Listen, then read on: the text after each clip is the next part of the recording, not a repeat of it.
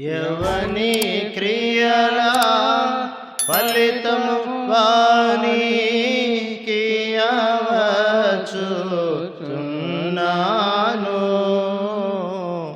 ఇదిగో నేను వచ్చుచున్నాను, త్వరగా వచ్చుచున్నాను. ఇదిగో నేను వచ్చుచున్నాను, త్వరగా వచ్చుచున్నాను. యేసు ప్రభువే సర్వమును నూతన పరచుచున్నాడు. యేసు ప్రభువే సర్వమును నూతన పరచుచున్నాడు.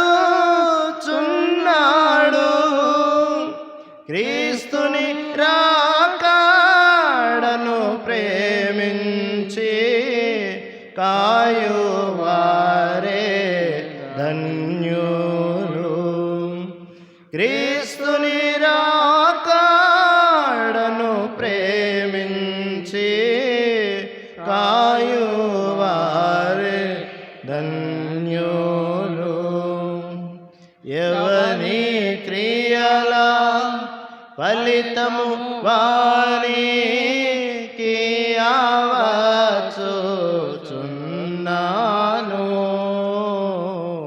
ఇదిగో నేను వచ్చుచున్నాను, త్వరగా వచ్చుచున్నాను. ఇదిగో నేను వచ్చుచున్నాను, త్వరగా వచ్చుచున్నాను. వేవేగారా మా ప్రభు యేసు, వేచియున్నాము నీ కొరకే. వేవేగారా మా ప్రభు యేసు, వేచియున్నాము నీ కొరకే. నీ దూతలతో వినుతించుచు హల్లెలూయా పాడెదము. నీ దూతలతో వినుతించుచు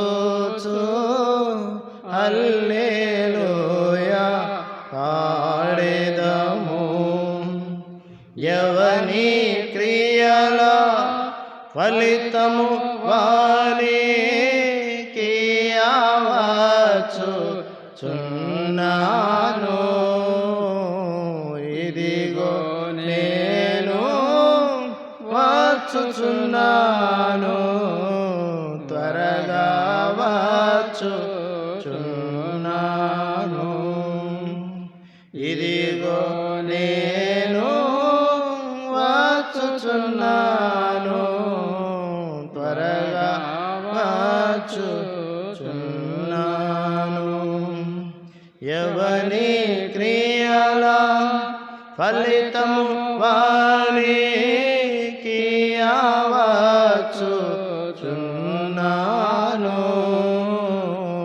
ఇదిగో నేను వచ్చుచున్నాను, త్వరగా వచ్చుచున్నాను. ఇదిగో నేను వచ్చుచున్నాను, త్వరగా వచ్చుచున్నాను.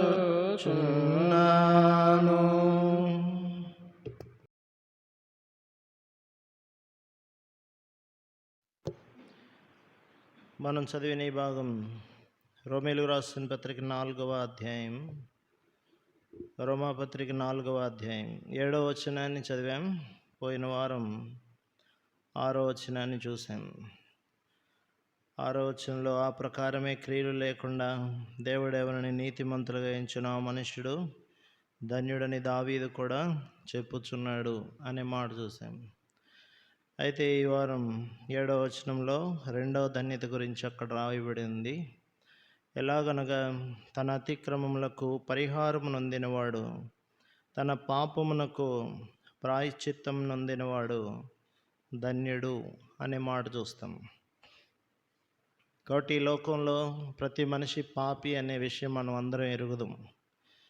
కాబట్టి ఈ మాటలు రాస్తూ వచ్చిన అపోస్తలుడైన పౌలు మనకి మాటలు రాస్తూ వచ్చారు. ఆయన కూడా పాపిగానే జన్మించానని ఆయన చెప్తూ వచ్చాడు. ఆయనే కాదు, ఈ లోకంలో సర్వమానవాళి కూడా పాపంలో ఉందన్న సంగతి మనం ఎరుగుదాం. కాబట్టి మనం అందరం అతిక్రమములు, పాపములు, దోషములతో నింపబడిన వారమని మనం ఎరుగుదాం. బైబిల్లోనే రోమాపత్రిక ఈ 3వ అధ్యాయం గత ధ్యానాల్లో మనం చూసిన మాట 23వ వచనంలో రాయబడింది. ఏ భేదము లేదు, అందరూ పాపం చేసి దేవుడు అనుగ్రహించు మహిమను పొందలేకపోతున్నారు అనే మాట చూస్తాం.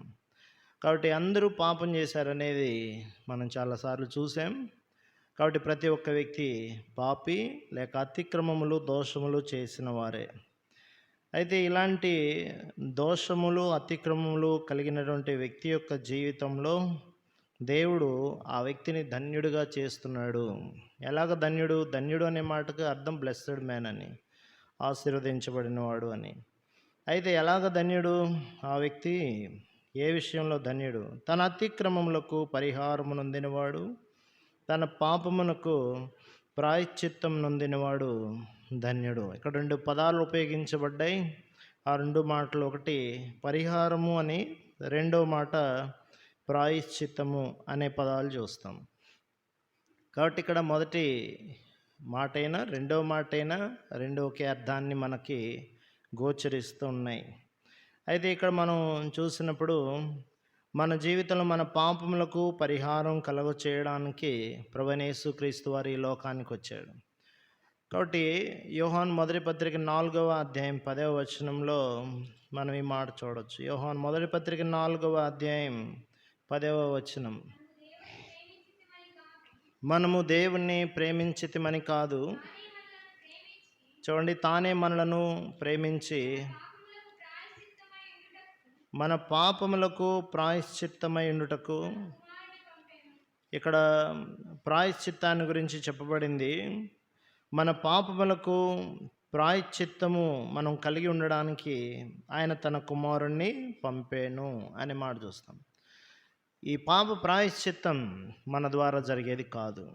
అయితే దేవాతి దేవుడు తన కుమారుణ్ణి మన కొరకు ఈ లోకానికి పంపించాడు. మనం ఆయన్ని ప్రేమించితమని కాదు పంపించింది, తానే మనలను ఏం చేశాడు? ప్రేమించాడు. అందుకే చివరిలో ఏమనుందంటే, ఇందులో ప్రేమ ఉన్నది, ఇందులో ప్రేమ ఉంది.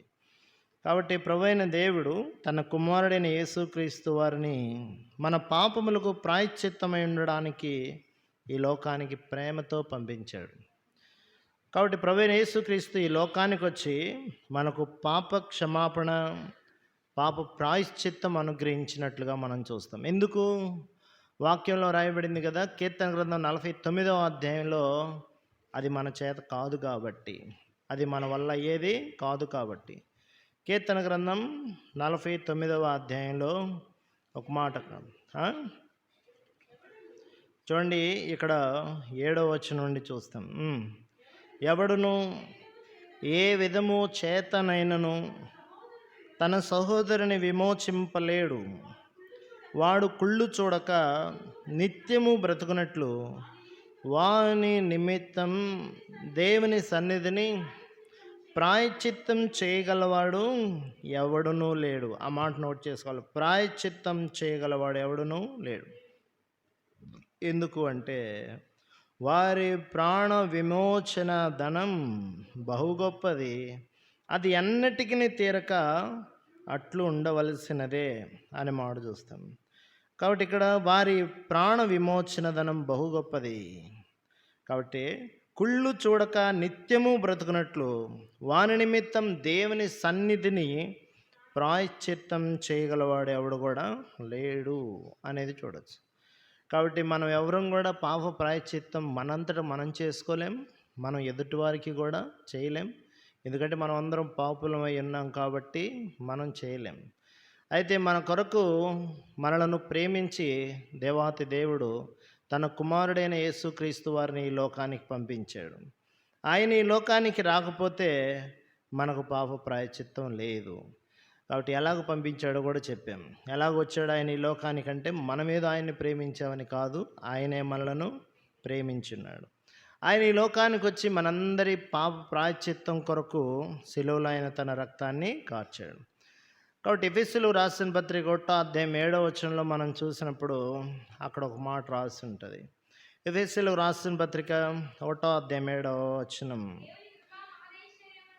ఇక్కడ దేవుని కృప మాధైశ్వర్యమును బట్టి ఆ ప్రియుని యందు ఆయన రక్తము వలన మనకు విమోచనము, అనగా మన అపరాధములకు, ఇక్కడ అపరాధములకు ప్రాయశ్చిత్తం లేక పాప పరిహారం దేన్ని బట్టి కలుగుతుంది అంటే ఆయన రక్తమును బట్టి, ప్రభువైన యేసుక్రీస్తు వారి యొక్క రక్తమును బట్టి ఇది మనకి కలుగుతుంది. కాబట్టి మన పాప పరిహారం అనేది ఆయన రక్తం చిందిస్తే తప్ప మనకి పాప పరిహారం లేదు. హెబ్రీ పత్రిక 9వ అధ్యాయం 22వ వచనంలో రక్తం చిందించకుండా పాప క్షమాపణ కలగదని సామాన్యంగా చెప్పవచ్చు అనే మాట చూస్తాం. హెబ్రీయులకు రాసిన పత్రిక చూడండి, ఇక్కడ 9వ అధ్యాయం 22వ వచనం. మరియు ధర్మశాస్త్ర ప్రకారం సమస్త వస్తువులను రక్తం చేత శుద్ధి చేయబడుననియు, రక్తం చిందించబడకుండా పాప క్షమాపణ కలగదనియు సామాన్యంగా చెప్పవచ్చు. కాబట్టి ప్రభువైన దేవుడు ఈ లోకంలో చేసిన ఏర్పాటు రక్తం చిందించడం ద్వారానే పాప క్షమాపణ మనకు అనుగ్రహించాలని నిర్ణయించాడు. అందుకనే మనం చూసినప్పుడు ఈ రక్తము మన కొరకు ఎలాంటి రక్తం కావాలి? పేతురు రాసిన మొదటి పత్రిక 1వ అధ్యాయం 18వ వచనం 19వ వచనం. పితృపారంపర్యమైన మీ వ్యర్థ ప్రవర్తనను విడిచిపెట్టినట్లుగా వెండి బంగారముల వంటి క్షయ వస్తువుల చేత మీరు విమోచింపబడలేదు, కానీ అమూల్యమైన రక్తము చేత, అనగా నిర్దోషమును నిష్కలంకమునకు గొర్రె పిల్ల వంటి క్రీస్తు రక్తము చేత విమోచింపబడితుడని మీరు ఎరుగుదురు కదా అనే మాట చూస్తాం. కాబట్టి ఇక్కడ ఎలాంటి రక్తం? అది నిర్దోషమైన నిష్కలంకమైన గొర్రె పిల్ల వంటి క్రీస్తు రక్తం. ఎలాంటి రక్తం కావాలి పాప ప్రాయశ్చిత్తానికి అంటే? నిర్దోషమైంది కావాలి. కాబట్టి పాపము లేనటువంటిది కావాలి. యేసు ప్రభువులో ఏం లేదు చెప్పండి? పాపం లేదు. కాబట్టి వాక్యం చెప్తుంది ఆయనలో పాపము లేదు అని. కాబట్టి హెబ్రీయులకు రాసిన పత్రిక 5వ అధ్యాయం, ఇక్కడ మనం హెబ్రీయులకు రాసిన పత్రిక 7వ అధ్యాయంలో చూస్తాం ఈ మాట. 7వ అధ్యాయం 26వ వచనం. ఎవరాయన? పవిత్రుడు, ఆయన నిర్దోషి, నిష్కల్మషుడు, పాపులలో చేరక, ఆయన పాపులలో చేరలేదు, ఆయన ప్రత్యేకంగా ఉన్నాడు. ఎవరి గురించి మాట చెప్పబడింది? ప్రభువైన యేసుక్రీస్తు వారి గురించి. కాబట్టి ఆయనలో పాపం లేదు అనే మాటను ధృవీకరించడానికి రెఫరెన్సులు చూపించడం జరుగుతుంది. ఆయన నిర్దోషిగా ఉన్నాడు, ఆయన నిష్కలంకుడుగా ఉన్నాడు. యేసు ప్రభువారు తాను స్వయంగా తన మాటలతో చెప్పాడు. యోహాను సువార్తలో ఈ మాట అన్నాడు ఆయన.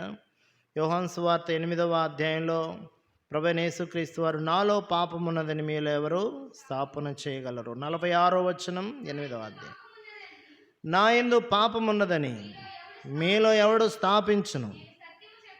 చాలండి. నాలో పాపం ఉన్నదని మీలో ఎవడు స్థాపించు. ఈ లోకంలో అసమానమైన ఈ మాటను ఆయన ఒక్కడే చెప్పగలిగాడు. ఏ మనుష్యుడు భూమి మీద పుట్టినవాడు ఎవడు కూడా, మనుషుడై పుట్టినవాడు ఎవడు ఈ మాటను చెప్పలేదు, చెప్పజాలడు కూడా. యేసుక్రీస్తు వారు మాత్రమే చెప్పగలిగాడు, నాలో పాపం ఉన్నదని మీలో ఎవరు స్థాపించును అని. యేసు ప్రభువారిలో అది పట్టుకోవాలని ఇది పట్టుకోవాలని నేరం మోపాలని చాలా ప్రయత్నం చేశారు, కానీ యేసు ప్రభువారి మీద ఎవరు ఏ విధమైన నేరం మోపడానికి అవకాశమే లేదు. ఆయన దగ్గర కూడా తప్పులు పట్టడానికి ప్రయత్నించారు ఈ భూమి మీద జనం. కానీ ఆయన దగ్గర ఎలాంటి దోషము కానీ పాపము కానీ లేదు. కానీ అలాంటి ప్రభు పాపులైన మన కొరకు ఈ లోకానికి పాప శరీర ఆకారంతో ఈ లోకానికి వచ్చి మన కొరకు పాపముగా చేయబడ్డాడు, ద్వేషించబడ్డాడు, తృణీకరించబడ్డాడు, నెట్టివేయబడ్డాడు. కాబట్టి కొరింథీయులకు రాసిన 2వ పత్రిక 5వ అధ్యాయం ఆఖరి వచనం ఈ మాటను ధృవీకరిస్తుంది. ఎందుకనగా మనం ఆయన యందు దేవుని నీతి అగునట్లు పాపమెరుగని ఆయన మన కోసం పాపముగా చేసెను. ఆయన పాపి కాదు, పాపముగా చేయబడ్డాడు. కాబట్టి ప్రభువైన యేసుక్రీస్తు వారు తృణీకరించబడ్డాడు. మనందరి దోషములను ఆయన మీద తండ్రి మోపాడు. కాబట్టి ఆయన పాపం చేయలేదు, మనందరి కొరకు పాపముగా చేయబడ్డాడని రాస్తుంది. ఆయన యందు ఏ దోషమునో లేదు. కాబట్టి ఏ దోషము లేని నిష్కలంకుడు వస్తే తప్ప ఈ భూమి మీదకి, పాపము లేని పవిత్రుడు వస్తే తప్ప ఈ లోకంలోనికి మన పాపములకు ప్రాయశ్చిత్తం లేనే లేదు. మనం ఎందుకు ధన్యులం అయ్యామంటే మనందరి కొరకు ఈ లోకానికి వచ్చిన యేసు ప్రభు సిలువలో ఆయన ఏ ఉద్దేశంతో ఈ లోకానికి తీసుకొని రాబడ్డాడో ఆ ఉద్దేశం కొరకే సిలువనెక్కాడు, మరణించాడు, తిరిగి లేచాడు. కాబట్టి మనం మన జీవితంలో ధన్యులం కావడానికి అవకాశం కలిగింది. ఈ ధన్యత మన దాకా రావడానికి మనం ఏం చేయాల్సి వచ్చింది? ఆ ధన్యత ప్రాయశ్చిత్తం మన దాకా రావడానికి ఏం చేయాల్సి వచ్చింది అంటే అపోస్తల కార్యాల గ్రంథం 10వ అధ్యాయంలో ఈ పని మనం చేయాల్సి వచ్చింది. అదేంటి అంటే అపోస్తల కార్యాల గ్రంథం 10వ అధ్యాయం 43వ వచనం. ఆయన యందు విశ్వాసం ఉంచేవాడెవడో వాడు ఆయన నామము మూలముగా పాప క్షమాపణ పొందునని ప్రవక్తలందరూ ఆయన్ని గురించి సాక్ష్యం ఇచ్చుచున్నారు. యేసు ప్రభువారు యందు విశ్వాసం ఉంచిన వాడు ఏం పొందుతాడు? పాప క్షమాపణ. ప్రియులారా, ఆయన ఈ లోకంలో మనందరి కొరకు వచ్చాడు, పాప ప్రాయశ్చిత్తం కొరకు మరణించి తిరిగి లేచాడు. అయితే అది నీ దాకా రావాలి అంటే నువ్వు చేయాల్సినటువంటి చిన్న పని ఏంటి? నింత చేసిన ప్రభునందు నువ్వేం చేయాలి? నమ్మాలి, విశ్వాసం ఉంచాలి. విశ్వాసం ద్వారా ఈ గొప్ప పాప ప్రాయశ్చిత్తం లేక రక్షణ కార్యం నీ దాకా తీసుకొని రాబడుతుంది. రోమాపత్రిక 10వ అధ్యాయం 9వ వచనంలో రాయబడింది, అదేమనగా యేసు ప్రభువుని నోటితో ఒప్పుకొని దేవుడు ఆయనను మృతుల్లో నుండి లేపిన నీ హృదయమందు విశ్వసించిన ఎడల నీవు రక్షణ పొందుతావు. విశ్వాసము కలిగినట్లు హృదయంలో మనం నోటితో దాన్ని ఏం చేయాలి? ఒప్పుకోవాలి అనే పదాన్ని కూడా చూస్తాం. కాబట్టి ప్రభువు చేయాల్సినంత చేశాడు ఈ భూమి మీద. అయితే మనుషుడికి ఒకటి విడిచిపెట్టాడు. ఏంటంటే మీరు నమ్మండి. చేయాల్సినంత చేసి చేసిన కార్యమునందు మనల్ని ఏం చేయమన్నాడు? ఆయన విశ్వాసం ఉంచమన్నాడు. కాబట్టి నమ్మకపోతే, విశ్వాసం ఉంచకపోతే రక్షణ లేదు, పాప ప్రాయశ్చిత్తం లేనే లేదు. కాబట్టి ఇప్పుడు మన చేత కాదు, మన వల్ల కాదు. మన కొరకు ఈ లోకానికి వచ్చాడు, పవిత్రుడుగా ఈ లోకంలో పుట్టాడు, పరిశుద్ధుడిగా ఈ లోకంలో జీవించాడు, పవిత్రమైన రక్తాన్ని మన కొరకు చిందించాడు. అందువల్ల ఆయన యందు విశ్వాసం ఉంచడం వల్ల మనం ఈ ధన్యులం కాగలిగాం, పాప ప్రాయశ్చిత్తాన్ని పొందాం. ఎవరైతే విశ్వాసం ఉంచారో, పాప ప్రాయశ్చిత్తం పొందారో మీరందరూ కూడా ధన్యులని దేవుని యొక్క వాక్యం, మనమందరం ధన్యులని దేవుని వాక్యం చెప్తుంది.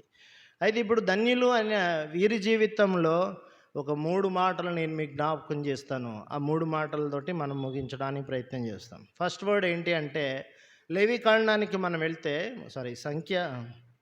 చూడండి, ఇక్కడ సంఖ్యాకాండానికి వద్దాం. సంఖ్యాకాండం 19వ అధ్యాయం, సంఖ్యాకాండం 19వ అధ్యాయం. ఇక్కడ చూడండి 20వ వచనం. అపవిత్రుడు పాపశుద్ధి చేసుకొనని ఎడల అట్టి మనుషుడు సమాజములో నుండి కొట్టివేయబడును. వాడు యెహోవా పరిశుద్ధ స్థలమును అపవిత్రపరచెను. పాప పరిహార జలం వాని మీద ప్రోక్షించబడలేదు. వాడెవరంట? అపవిత్రుడు. ఇక్కడ వర్డ్ ఏం రాయబడింది అంటే ఆ వ్యక్తి ఏమై ఉన్నాడు? 20వ వచనంలో అతను శుద్ధి చేసుకొనకపోతే ఏమవుతాడంటే సమాజంలో నుండి కొట్టివేయబడతాడు.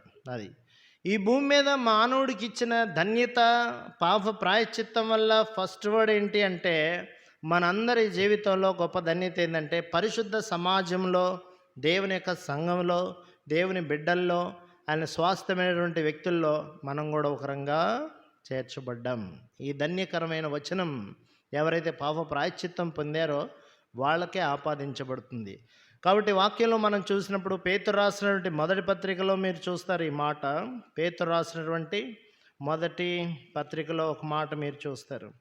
రండి, ఇక్కడ ఏమనుంది? 2వ అధ్యాయం 9-10 వచనాల్లో, చీకటిలో నుండి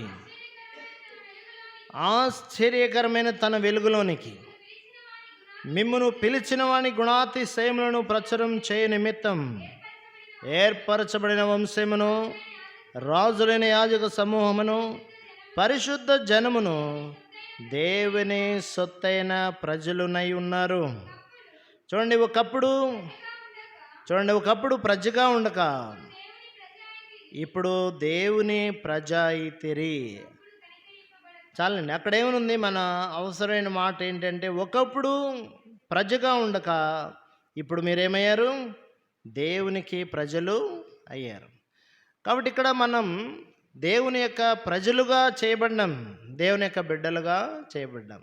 మనం ఈ సమాజంలో, దేవుని యొక్క సంఘంలో మనం చేర్చబడ్డాం. అందుకని మనం ఆయన స్వాస్థ్యం. పైన మాట ఏమనుంది? 9వ వచనం చివరిలో,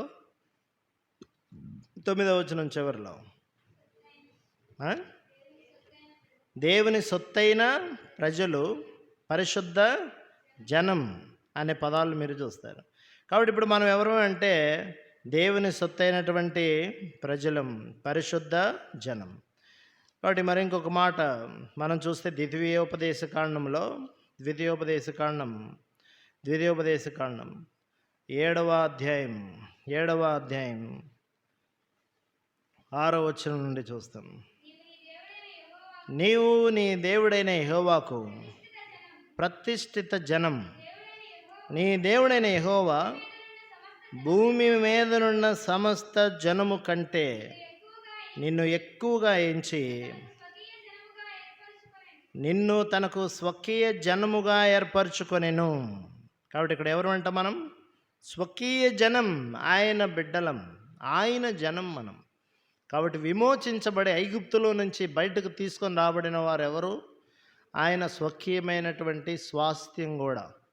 నిర్గమకాండం 19వ అధ్యాయం 5వ వచనం 4 నుండి మనం చూద్దాం. 4 నుండి,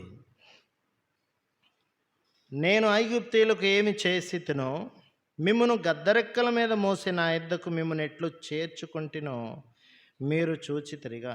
కాగా మీరు నా మాట శ్రద్ధగా విని నా నిబంధన అనుసరించి నడిచిన యెడల మీరు సమస్త దేశ జనులలో నాకు స్వకీయ సంపాద్యమగుదురు అనే మాట చూస్తాం. కాబట్టి ఇప్పుడు ఎవరు? దేవుని యొక్క బిడ్డలు ఏమని పిలువబడ్డారు? స్వకీయమైన జనం. కాబట్టి మనం ఆయన సంపాదించిన జనం. మనల్ని ఆయన సంపాదించాడు, మనల్ని ఆయన కొన్నాడు. ప్రకటన గ్రంథంలో ఈ పదాన్ని స్పష్టంగా అక్కడ మనం చూడొచ్చు. 5వ అధ్యాయం ప్రకటన గ్రంథం 9వ వచనం, ఆ పెద్దలు నీవు ఆ గ్రంథమును తీసుకుని దాని ముద్రలను విప్పుటకు యోగ్యుడవు, నీవు వధించబడిన వాడవై నీ రక్తమిచ్చి ప్రతి వంశములోను ఆయా భాషలు మాట్లాడు వారిలోను ప్రతి ప్రజలోను ప్రతి జనములోను ఆ దేవుని కొరకు మనుష్యులను కొని మా దేవునికి వారిని ఒక రాజ్యముగాను యాజకులుగాను చేసితివి. ఎవరంట వీళ్ళందరూ? దేవుని కొరకు కొనబడినటువంటి జనాంగం, యేసు ప్రభు రక్తం చేత కొనబడినటువంటి జనాంగం. కాబట్టి ప్రతి ప్రజలోను ప్రతి జనములోను దేవుని కొరకు కొనబడిన వీరు దేవునికి రాజ్యముగాను యాజకులుగాను చేయబడ్డారు. ఎవరు నువ్వు? ఈ లోకంలో రక్షించబడి విమోచించబడిన వాడివి నువ్వు ఎవరివి అంటే దేవుని సొత్తు. జ్ఞాపకం ఉంచుకో, నీవు నీ సొత్తు కాదు, నీవు నీ సొత్తు కాదు. కొరింథీయులకు రాసిన మొదటి పత్రిక 6వ అధ్యాయం 19-20 వచనాల్లో చెప్పబడింది, మీరు విలువ పెట్టి కొనబడిన వారు. 1 కొరింథీ 6వ అధ్యాయం 19-20 వచనాలు. మీ దేహం దేవుని వలన అనుగ్రహించబడింది. మీరెవరు? మీలో ఉన్న పరిశుద్ధాత్మకు ఏమై ఉన్నారు? ఆలయమై ఉన్నారని మీరు ఎరుగరా? మీరు మీ సొత్తు కాదు, విలువ పెట్టి కొనబడిన వారు కనుక మీ దేహంతో దేవుణ్ణి మహింపరచండి. మీరు మీ సొత్తు కాదు, మీరు కాదు. మీరు ఎవరి వారో ఎరగాలి. నేను ఎవడి వాడను, నేనేమై ఉన్నానో అది ఎరగాలి. నువ్వు నీ ఇష్టానుసారంగా జీవించడానికి వీల్లేదు. ఇక్కడ నీవెవరివి? దేవుని సొత్తైన ప్రజలవు. దేవుని చేతిలో కుండకి ఆయన రూపించిన పాత్రని పగలగొట్టడానికి మళ్ళీ కట్టడానికి ఆయనకేముంది? అధికారం లేదా? నువ్వు నీ సొత్తు కాదు. గలతీలు రాసిన పత్రిక 2వ అధ్యాయం 20వ వచనంలో అపోస్తలుడైన పౌలు చెప్తాడు. ఇక్కడ అంటాడు ఆయన, గలతీలు రాసిన పత్రిక 2వ అధ్యాయం చూడండి ఏం రాయబడింది అక్కడ. 20వ వచనం, నేను క్రీస్తుతో కూడా ఏం చెప్పడ్డాను? ఇకను జీవించువాడను నేను కాను, క్రీస్తే నా యందు ఏం చేస్తున్నాడు? జీవించుచున్నాడు. నేనిప్పుడు శరీరముందు జీవించుచున్న జీవితం నన్ను ప్రేమించి నా కొరకు తన్ను తాను అప్పగించుకున్న దేవుని కుమారుని అందలి విశ్వాసము వలన జీవించుచున్నాను. ఎవరు వీళ్ళు అంటే ఇక్కడ రాయబడింది, నేను అనేవాడు చచ్చినవాడు. అపోజిట్ పౌలు అంటున్నాడు, నేను క్రీస్తుతో కూడా ఏం చేయబడ్డాను. కాబట్టి నేను అనే పదాన్ని కనుక నువ్వు చూస్తే పైన రాయబడింది నేను అన్నావంటే నువ్వు అపరాధివి. చూడండి అక్కడ రాయబడుతుంది 18వ వచనం, పడగొట్టిన వాటిని మరలా కట్టిన ఎడల నన్ను నేనే అపరాధిగా కనపరుచుకుందును. అక్కడ నేను అనేవాడు ఉన్నాడు. ఇక్కడ కిందకు వచ్చిన తర్వాత 20వ వచనంలో నేననేవాడు చెప్పాలి ఉన్నాడా?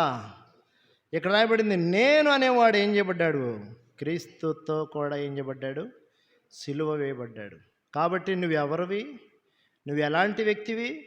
ఇంకా నేను నాది నా స్వయం అంటే నువ్వు దేవుని జనం కాదు. అది నువ్వు గుర్తుపెట్టుకోవాల్సిన అవసరం ఉంది. దానియేలు గ్రంథంలో ఆయన ఒక మాట చెప్పాడు. దానియేలు గ్రంథం అక్కడ నెబుకద్నెజరు పలికిన ఆ పదాలు మీరు చూడొచ్చు. నా రాజ్యం, నేను కట్టిన నా నగరు కాదా, ఇలాంటి పదాలు. ఎన్నో అధ్యాయం? ఇక్కడ 4వ అధ్యాయం చూడండి. ఇక్కడ చివరిలో ఇక్కడ 30వ వచనం చూడాలి. రాజు బబులోనును ఈ మహావిశాల పట్టణము నా బలాధికారము నా ప్రభావ ఘనతను కనపరుచుటకై నా రాజధాని నగరుగా నేను కట్టించినది కాదా అని తనలో తాను అనుకుంటున్నాడు. రాజు నోట ఈ మాట ఉండగా ఆకాశము నుండి ఒక శబ్దం వచ్చింది. ఏంటది? నెబుకద్నెజరు, ఇదే నీకు ప్రకటన, నీ రాజ్యము నీ యొద్ద నుండి తొలగిపోయేను. చూడండి ఇక్కడ ఏమనుంది? నీ రాజ్యము నీ యొద్ద నుండి ఏమైంది?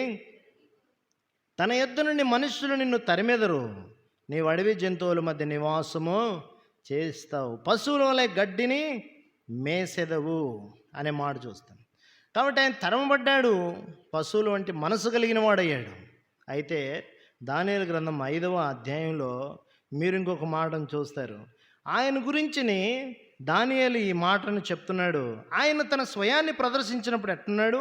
18వ వచనం 5వ అధ్యాయం, రాజా చిత్తగించుము, మహోన్నతుడగు దేవుడు మహాదశను రాజ్యమును ప్రభావమును ఘనతను నీ తండ్రి నెబుకద్నెజరుకి ఇచ్చెను. అయితే దేవుడు అతనికి ఇట్టి మహాదశ ఇచ్చినందున తాను ఎవరిని చంపగోరిన వారిని చంపెను, ఎవరిని రక్షింపగోరిన వారిని రక్షింపెను, ఎవరిని హెచ్చింపగోరిన వారిని హెచ్చించెను, ఎవరిని పడవేయగోరునో వారిని పడవేసెను. కాబట్టి సకల రాష్ట్రములలో జనులాయ భాషలు మాట్లాడు వారును అతనికి భయపడుచు అతని ఎదుట వణుకుచు ఉండిరి. అయితే అతడు మనస్సును అతిశయించి బలాత్కారం చేయుటకు అతని హృదయమును కఠినం చేసుకొనగా దేవుడు అతని ప్రభుత్వమును అతని యొద్ద నుండి తీసివేసి అతని ఘనతను ఏం చేశాడు? పోగొట్టెను. అయితే మీరు కింద వచనాల్లో చూస్తాడు, అప్పుడు అతడు ఎలాగయ్యాడో గడ్డెట్టమేసాడో చూస్తారు. అయితే మీరు కనుక కింద వచనంలో ఇంకొక మాటను కూడా చూస్తారు. బెల్షస్సరు అతని కుమారుడవగు నీవు ఈ సంగతి ఎరిగి ఉండి కూడా నువ్వు ఇలాగనే ఏం చేస్తున్నావయ్యా, నువ్వు కూడా తెలుసుకొని కూడా ఇలాగనే ఏం చేస్తున్నావు, నీవు ప్రవర్తించేటువంటి వాడివిగా ఉన్నావు. అయితే నెబుకద్నెజరు తర్వాత గుణం తెచ్చుకున్నాడు. చూడండి 4వ అధ్యాయంలో 34వ వచనం చూస్తాం. ఆ కాలం గడిచిన పిమ్మట నెబుకద్నెజరు, నేను మరలా మానవ బుద్ధి గలవాడనే నా కండు ఆకాశము తట్టెత్తి చిరంజీవియు సర్వోన్నతుడు నాకు దేవుని స్తోత్రం చేసి ఘనపరిచి స్తుతించి తిని, ఆయన ఆధిపత్యము చిరకాలము, ఆయన రాజ్యమును తరతరములకును ఉన్నవి. కింద మాట మనం చూస్తే భూనివాసులందరూ ఆయన దృష్టికి ఎన్నికకు రానివారు. ఆయన పరలోక సేనల ఎడల భూనివాసుల ఎడల తన చిత్తము చొప్పున జరిగించేవాడు. ఆయన చేయి పట్టుకొని నీవేం చేయుచున్నావని ఆయనతో చెప్పుటకు ఎవడు సమర్థుడు కాడు. ఆ సమయం ఎందు నా బుద్ధి మరల నాకు వచ్చింది, రాజ్య సంబంధులకు ప్రభావము, నా ఘనతయు నా తేజస్సు నాకేమైంది కలిగింది. కాబట్టి ఆయన గ్రహించాడు, ఒక మాట గుర్తించాడు. ఆయన ఎవరిని ఆయన స్థాపిస్తాడో వారిని స్థాపిస్తాడు, ఎవరిని తీసివేయగలడో ఆయన వారిని తీసివేస్తాడు. నేను అన్నప్పుడు ఆయన ఏం చేయబడ్డాడు చెప్పండి, ఎలిమినేట్ అయ్యాడు. బయటికి ఏం చేయబడ్డాడు, ఆయన తిరిగి తను ఎప్పుడైతే గుణపడ్డాడో, ఎప్పుడైతే ఆయన మరల గ్రహించాడో దేవుని యొక్క సంగతులను, తిరిగి తనకు ఆ అధికారం మళ్ళీ ఏం చేయబడింది, ఇవ్వబడింది. అదే మనం చూస్తాం. కాబట్టి ఇక్కడ నెబుకద్నెజరు నా రాజ్యము కాదా, నా ప్రభావం కాదా, నా రాజనగర కాదా, ఇది ఆయన నోటి నుంచి వచ్చిన వెంటనే దేవుడు ఆకాశం నుండి ఏం చేశాడు ఆయనతోటి. ఈరోజు మనం అలాంటి జనం కాదే. ఈరోజు మనం ఎవరిమి, దేవుడు సంపాదించుకున్న స్వకీయమైనటువంటి ఆయన యొక్క సముపాద్యం. ఆయనను మన దేహంతో మహిమపరచాలి, మన జీవితంతో మనం ఏం చేయాలి, ఆయన్ని మహిమపరచాలి. కాబట్టి ఇక్కడ రాయబడింది, పాప ప్రాయశ్చిత్తం పొందినవాడి గుణం ఎట్లుంటుంది అని అంటే, వాడు తాను చచ్చినవాడు. వాని యందు ఎవరు జీవిస్తారు అంటే, నేను నాది అనే స్వయం అతని యందు జీవించడానికి వీల్లేదు. కాబట్టి మనకు అంత్యకాలమునందున్న బుద్ధి కలగడానికి మనకి ఈ వచనాలు ఏం చేయబడ్డాయి, బైబిల్లో రాయబడ్డాయి. కాబట్టి ఇక్కడ మనం గమనించవచ్చు, మనం మన సొత్తు కాదు. మనం ఎవరని చెప్పండి, ఇప్పుడు దేవుని స్వకీయమైన సంపాద్యం, దేవుని ప్రజలం, దేవుని యొక్క బిడ్డలము అనే సంగతిని మనం గుర్తించాలి. కాబట్టి ఫస్ట్ వర్డ్ ఏంటంటే, పాప ప్రాయశ్చిత్తం పొందినవాడు ఎవడు అంటే దేవుని ప్రజ. వాడు చనిపోయాడు, వాడిలో క్రీస్తే ఏం చేస్తున్నాడు, జీవిస్తున్నాడు. స్వంతానికి ఆ వ్యక్తి ఏం చేయబడ్డాడు, చనిపోయినటువంటి వాడు.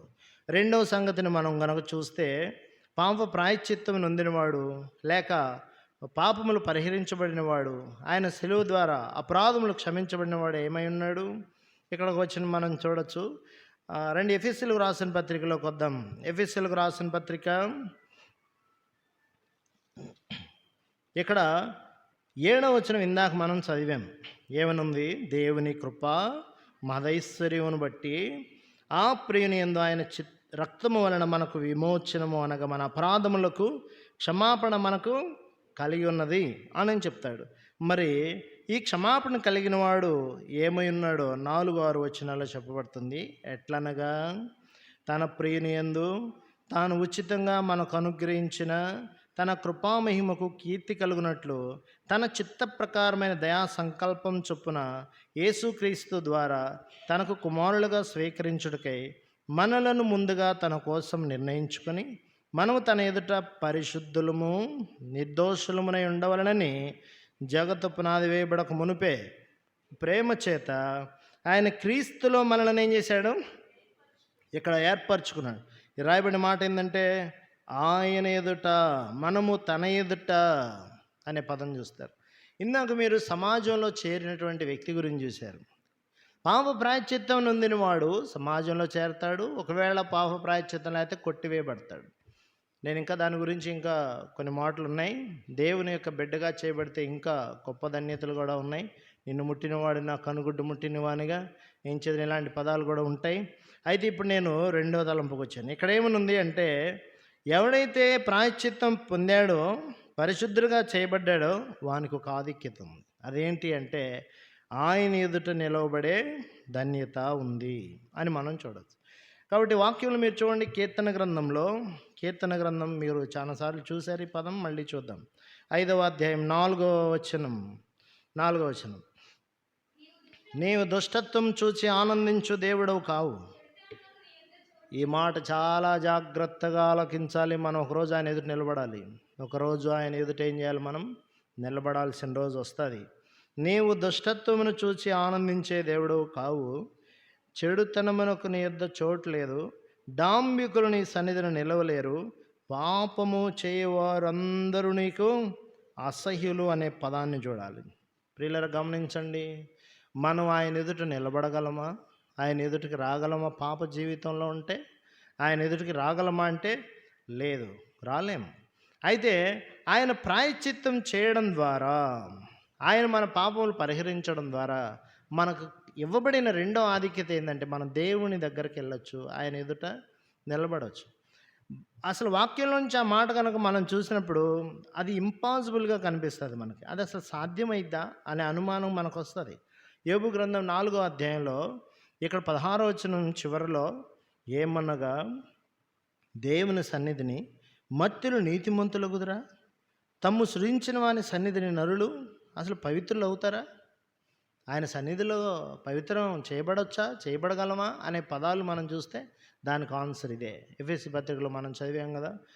కాబట్టి మళ్ళీ ఇంకొక మాట, కొలస్సీలకు రాసిన పత్రికలో కూడా ఇదే పదాన్ని అక్కడ చెప్పడం చూస్తారు. కొలస్సీలకు రాసిన పత్రికలో ఈ మాటను మీరు చూడవచ్చు. రండి, కొలస్సీలకు రాసిన పత్రిక 1వ అధ్యాయం 20వ వచనం నుంచి మనం చూడవచ్చు.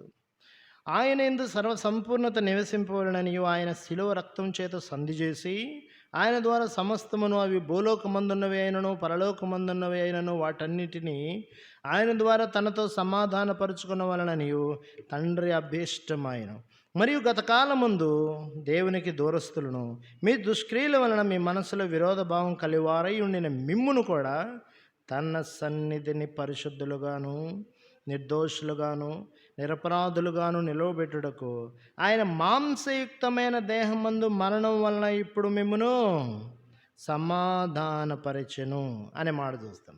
దేవునితో ఏం ఏర్పడింది? మనకి దేవునితో ఏం ఏర్పడింది చెప్పాలి? సమాధానం ఏర్పడింది. పాపముతో ఉంటే దేవునితో ఏం లేదు, మనకి సమాధానం లేదు. ఎఫెసీయులకు రాసిన పత్రిక 2వ అధ్యాయంలో మనం ఒక మాట చూస్తే 16వ వచనంలో, తన శిలువ వలన ఆద్వేషమును సంహరించి దాని ద్వారా వీరిద్దరిని ఏక శరీరంగా చేసి, తర్వాత ఇప్పుడు ఏమనుంది అక్కడ, దేవునితో సమాధానపరచవలనని ఇలాగూ చేసెను గనక ఆయనే మనకు సమాధానకారకుడై ఉన్నాడు. మరియు ఆయన వచ్చి దూరస్తులైన మీకు సమీపస్తులైన వారికి సమాధాన సువార్తను ప్రకటించాడు. కాబట్టి ఇప్పుడు దేవునితో ఏం చేయబడ్డాం? మనం సమాధానపరచబడ్డాం. కాబట్టి దేవుని సన్నిధికి ప్రాయశ్చిత్తం ద్వారా తీసుకొని రాబడ్డాం, దేవుని ఎదుటికి తేబడ్డాం. లేదంటే నువ్వు బయట ఉండాలి. కాబట్టి వెలుపల ఉండాల్సిన వ్యక్తులమే. మనం పాత నిబంధనలో చూస్తే వెలుపల ఆవరణలో ప్రార్థన చేసేవారిని చూస్తాం. లోపల యాజకుడు ధూపం వేస్తుంటే ప్రజలందరూ ఏడుంటారంట. ప్రజలందరూ ఏడుంటారు? లోకాసువార్త 1వ అధ్యాయం 8వ వచనంలో మీరు చూడొచ్చు ఈ పదాన్ని. జకర్యా తన తరగతి క్రమం చొప్పున దేవుని ఎదుట యాజక ధర్మం జరిగించి చూడగా, యాజక మర్యాద చొప్పున ప్రభు ఆలయంలోనికి వెళ్ళి ధూపం వేయడానికి అతనికి వంతు వచ్చింది. ధూప సమయమందు ప్రజల సమూహం అంతా ఏడున్నారు? ఇప్పుడు వెలుపల ప్రార్థన చేస్తున్నారు. ఆ మాట చూడొచ్చు. ఇప్పుడు మనల్ని ఏం చేశాడు దేవుడు? పరిశుద్ధ స్థలంలోనికి మనం ప్రవేశించడానికి అవకాశం కలిగించాడు ప్రాయశ్చిత్తం ద్వారా. హెబ్రీయులకు రాసిన పత్రిక 9వ అధ్యాయం అనుకుంటాను. చూడండి, ఇక్కడ ఈ పదాన్ని చూస్తారు. హెబ్రీయులకు రాసిన పత్రిక 10వ అధ్యాయం అండి. 10వ అధ్యాయం 19వ వచనం మధ్య భాగంలో ఉంటుంది. సహోదరులారా, యేసు మన కొరకు ప్రతిష్ఠించిన మార్గమున అనగా నూతనమైనది, జీవము గలది, ఆయన శరీరమును తెర ద్వారా ఏర్పరచబడినది అయిన మార్గమున ఆయన రక్తం వలన పరిశుద్ధ స్థలమందు ప్రవేశించడానికి మనకు ధైర్యము కలిగి ఉన్నది. ఇప్పుడు ఎక్కడికి మనం వెళ్ళగలం? పరిశుద్ధ స్థలంలోకి వెళ్ళగలం. తెర ఏమైందంట? చినిగింది. మత్తయి సువార్త 28వ అధ్యాయంలో యేసుప్రభు శిలువలో ప్రాణం పెట్టినప్పుడు 27వ అధ్యాయంలో అక్కడ ఈ పదాన్ని కూడా మీరు చూడొచ్చు. తెర చినిగెను అనే 51వ వచనం, 27వ అధ్యాయం 51వ వచనం. అప్పుడు దేవాలయపు తెర పైనుండి క్రింది వరకు రెండుగా ఏమైంది? భౌతికమైన తెర చినిగింది. ఆయన శరీరమును తెర నుంచి మనకేం ఏర్పరచబడింది? మార్గం ఏర్పరచబడింది. పరిశుద్ధ స్థలముకు అతి పరిశుద్ధ స్థలానికి మధ్య ఉన్న తెర ఏమైంది? అడ్డం తీసివేయబడింది. మీరు ఎఫెసీ పత్రికలో చూస్తే అడ్డు గోడ ఏం చేయబడింది? తీసివేయబడింది. మనకి వెల్కమ్ చెప్పాడు దేవుడు. ఎవరికి అంటే, ఎవరైతే పాప ప్రాయశ్చిత్తం పొందారో, ఎవరైతే పాపం నుంచి విడుదల పొందారో ఆయనకి తన దగ్గరకు రావడానికి అవకాశం ఏర్పడింది. ఈరోజు నువ్వు ఎలాంటి వ్యక్తివైనా, ఎంత దుర్మార్గుడివైనా, ఎంత దౌర్భాగ్యుడివైనా, నువ్వు పాపంతో ఉండి ప్రభువా అని అంటే ఆయన నిన్ను త్రోసివేసేవాడు కాడు. యోహాను సువార్త 6వ అధ్యాయంలో ప్రభువైన యేసుక్రీస్తు వారు చెప్పాడు, నా యొద్దకు వచ్చేవారిని నేనెంత మాత్రము బయటికి 30 ఎన్నో వచనం చూడండి ఇది. నా యొద్దకు వచ్చేవారు 37వ వచనం. తండ్రి నాకు అనుగ్రహించు వారందరూ నా యొద్దకు వత్తురు, నా యొద్ద వచ్చు వారిని ఎంత మాత్రం బయటికి లేదు, బయటికి తోసేయను అంటున్నాడు ఆయన. రండి రండి ప్రయాసపడి భారం మోస్తున్న సమస్త జనులారా నా యొద్దకు రండి. ఏమన్నాడు ఆయన? కమ్ టు మీ, నా యొద్దకు రండి. ఏం చేస్తాడు ఆయన దగ్గరకు వస్తే? మన పాపములకు ఏం దొరుకుతుంది? అందుకనే యాకోబు పత్రిక 4వ అధ్యాయంలో చూస్తే దేవుని యొద్దకు రండి, అప్పుడు ఆయన మీ యొద్దకు వచ్చును. ద్విమనస్కులారా, తర్వాత పాపులారా, మీ చేతులు మీరేం చేసుకోవాలి? శుద్ధి చేసుకో. ఆయన దగ్గరకు వస్తే ఏం జరుగుతుంది మనిషికి అంటే? హోలీనెస్, పరిశుద్ధత. కాబట్టి మన చేతులు ఏం చేయబడాలి? పరిశుద్ధపరచబడాలి. కాబట్టి దేవుని యొద్దకు రావడానికి దేవుడు అడ్డం తీసేశాడు. మనకు పరిశుద్ధత కలిగి ఉండే అవకాశాన్ని ఆయన మనకి అనుగ్రహించాడు. మీరు కనుక చూస్తే యెషయా గ్రంథంలో అక్కడ రాయబడుతుంది, బలిపీఠం మీద కారు నిప్పుని తీసుకెళ్ళి దేవదూత ఎక్కడ తాకించాడంట? టచ్ చేశాడు అంతే. దూరంగా ఉండి పోయింది అల్లే, పెదాలకు ఏమైంది? టచ్ అయింది. నీ పాపం ఏమైపోయింది? పరిహారం అయిపోయింది అని చెప్పాడు.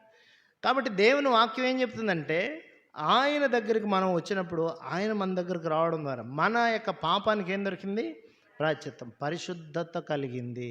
పరిశుద్ధత కలిగింది. మీరు ఇంకో మాట కూడా చూస్తే ఇంకా అవన్నీ ఆలస్యం అవుతుంది. క్షమాపణ ఉంది. లేవీకరణంలోను నూతన నిబంధనలో కూడా చాలా చోట్ల చెప్పబడింది. మనకేమి ఇవ్వబడింది అంటే క్షమాపణ, పరిశుద్ధత, ఇలాంటి పదాలు చూడొచ్చు. కాబట్టి మెట్టుకు రెండో తలంపు ఏంటి అంటే, దేవుని యొద్దకు మనం రాలేని దౌర్భాగ్యులం. అయితే ఆయన కుమారుడి ద్వారా ఆయన దగ్గరకు మనల్ని తీసుకున్నాడు ఆయన. ఇర్మియా గ్రంథంలో మీరు చూసిన ఈ పదాన్ని చూడండి మళ్ళీ ఇంకొకసారి. ఇర్మియా గ్రంథం 30వ అధ్యాయం 21వ వచనం.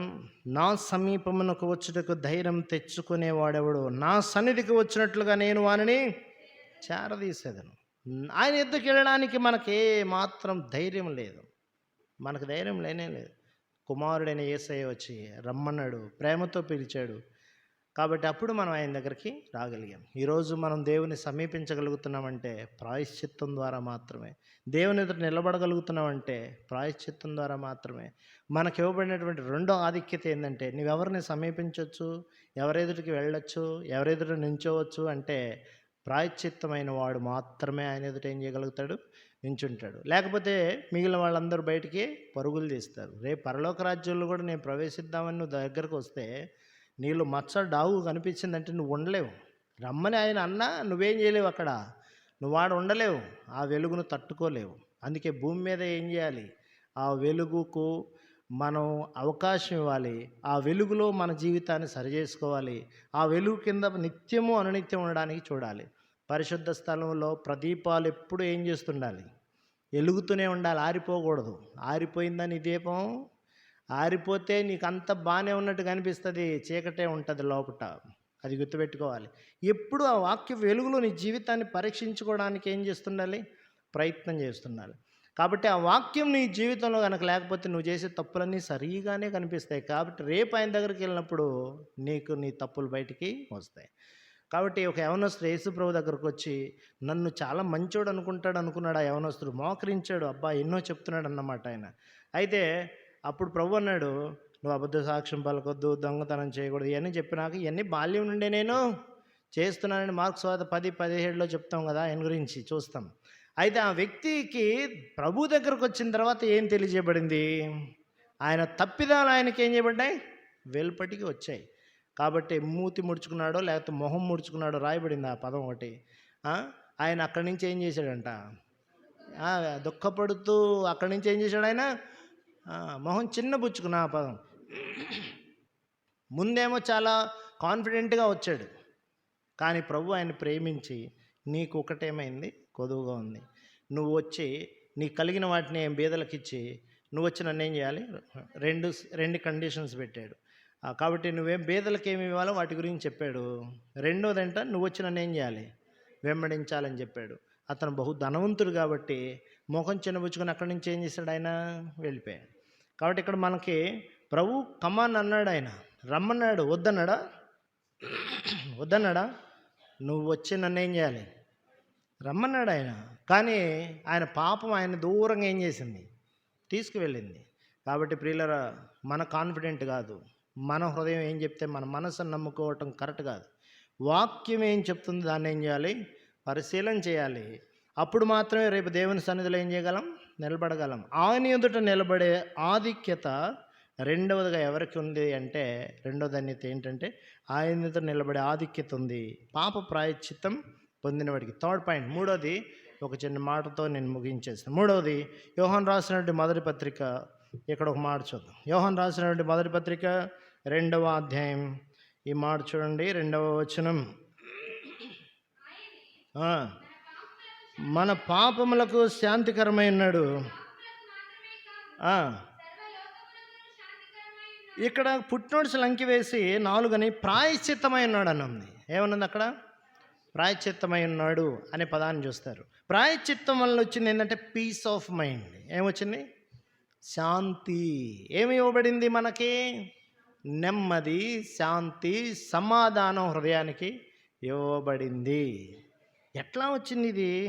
ఏ విధంగా వచ్చిందంటే పాపం మనలో నుండి తీసివేయబడటం వల్ల వ్యక్తికి ఏమొస్తుంది? శాంతి వస్తుంది. ఇప్పుడు నేను ఒక మాట జ్ఞాపకం చేస్తే, సమాధుల్లో తిరుగుతున్నాడు ఒకడు, మార్క్స్ సువార్త 5వ అధ్యాయంలో సేనాన్ని దయ్యం పట్టినవాడు. వాడు ప్రభు దగ్గరకు రావడం వల్ల వాడికి కలిగిన ధన్యత ఏంటంటే, వాడు ఆ సేనాన్ని దయ్యం నుంచి ఏం చేయబడ్డాడు? విడిపించబడ్డాడు. ప్రభు దగ్గర నెమ్మదిగా కూర్చున్నాడు. 15వ వచనం చదవండి. బట్టలు ధరించుకొని, 5వ అధ్యాయం మార్క్ 15. జనుడు జరిగింది చూడవెళ్ళి